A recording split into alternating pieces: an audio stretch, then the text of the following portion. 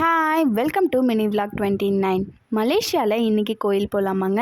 எங்கள் வீட்டு பக்கத்துலேயே சிவன் கோயிலும் விநாயகர் கோயிலும் இருக்குங்க. இதுதான் சிவன் கோயில். ஆனால் இன்றைக்கி நாம் இந்த ரோட் லாஸ்ட்டில் இருக்க கோயிலுக்கு தாங்க போகிறோம். அங்கே போனால் அந்த ஸ்ட்ரீட் ஃபுல்லாகவே கோயில் தாங்க இருக்கும். பார்த்தீங்களா, பக்கத்துலேயே நிறைய கோயில் இருக்குது.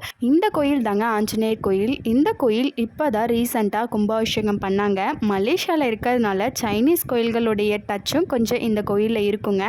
இந்த கோயில்களோட சிற்பங்கள்லாம் பார்த்திங்கன்னா அவ்வளோ நுணுக்கமாக அழகாக செதுக்கியிருப்பாங்கங்க.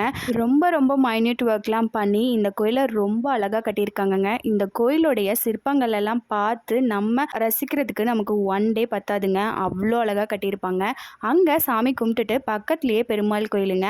நாங்கள் எவ்ரி வீக்ஸ் முடிஞ்ச அளவுக்கு மிஸ் பண்ணாமல் கோயிலுக்கு வந்துடுவோங்க. இங்கே வந்தால் எனக்கு ஒரு ஹாப்பிங்க. ஃபேமிலியோடு போகிறதுனால எனக்கு ரொம்ப பிடிச்ச பிளேஸ் இப்போ கோயில் ஆயிடுச்சுங்க. பக்கத்துலேயே கருப்பசாமி கோயிலுங்க. நம்ம ஊரில் பார்க்குறத விட இங்கே கருப்பசாமி கோயில் ரொம்ப பெருசுங்க.